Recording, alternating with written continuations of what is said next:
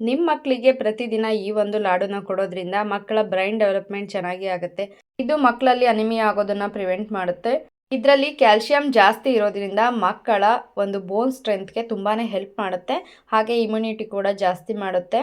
ಇದರಲ್ಲಿ ಐರನ್ ಮತ್ತೆ healthy fats ತುಂಬಾನೇ ರಿಚ್ ಆಗಿರುತ್ತೆ. ಇದನ್ನ ಯಾವ ರೀತಿ ಮಾಡೋದು ನೋಡೋಣ ಬನ್ನಿ. ಇಲ್ಲಿ ಗೋಡಂಬಿ, ಪಿಸ್ತಾ, ಬಾದಾಮಿ ಮತ್ತೆ ಪಂಪ್ಕಿನ್ ಸೀಡ್ಸ್ನ ತಗೊಂಡಿದ್ದೀನಿ. ನೀವು ನಿಮ್ಮ ಇಷ್ಟದ ಯಾವುದೇ ಒಂದು ಡ್ರೈ ಫ್ರೂಟನ್ನು ಇದಕ್ಕೆ ಆ್ಯಡ್ ಮಾಡ್ಕೊಳ್ಬೋದು.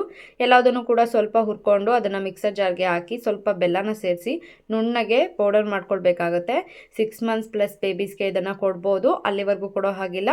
ಇದಕ್ಕೆ ಸ್ವಲ್ಪ ತುಪ್ಪನ ಸೇರಿಸಿ ಈ ರೀತಿಯಾಗಿ ಉಂಡೆಗಳನ್ನ ಮಾಡಿ ಪ್ರತಿದಿನ ಒಂದೊಂದು ಲಾಡುನ ಕೊಡ್ಬೋದು. ಇದನ್ನು 15 ದಿನದವರೆಗೆ ಒಂದು ಏರ್ ಟೈಟ್ ಕಂಟೈನರ್ನಲ್ಲಿ ಹಾಕಿ ಸ್ಟೋರ್ ಮಾಡಿಟ್ಕೊಳ್ಬೋದು.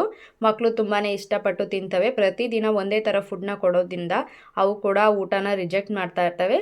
ಮಗು 1 ಟೈಮ್ ಊಟ ಮಾಡಲಿಲ್ಲ ಅಂದರೆ ಕೂಡ ಆ ಒಂದು ಎಲ್ಲ ಒಂದು ನ್ಯೂಟ್ರಿಯೆಂಟ್ಸನ್ನು ಇದು ಫುಲ್ಫಿಲ್ ಮಾಡುತ್ತೆ ಈ ಒಂದು ಲಡ್ಡು ಅಂತ ಹೇಳ್ಬೋದು. ಮಕ್ಕಳಿಗೆ ಪ್ರತಿದಿನ ಹೊಸ ರೆಸಿಪೀಸ್ಗಳನ್ನ ಟ್ರೈ ಮಾಡ್ತಾ ಇರಿ. ಅವು ಕೂಡ ಇಷ್ಟಪಟ್ಟು ತಿಂತವೆ. ವೆಯ್ಟ್ ಗೇನ್ ಚೆನ್ನಾಗಾಗುತ್ತೆ. ಬ್ರೈನ್ ಡೆವಲಪ್ಮೆಂಟ್ ಕೂಡ ಚೆನ್ನಾಗಿ ಆಗುತ್ತೆ. ಇದೇ ರೀತಿಯಾದಂಥ ವೀಡಿಯೋಸ್ಗೋಸ್ಕರ ನನ್ನ ಪೇಜನ್ನು ಫಾಲೋ ಮಾಡ್ಕೊಳ್ಳಿ.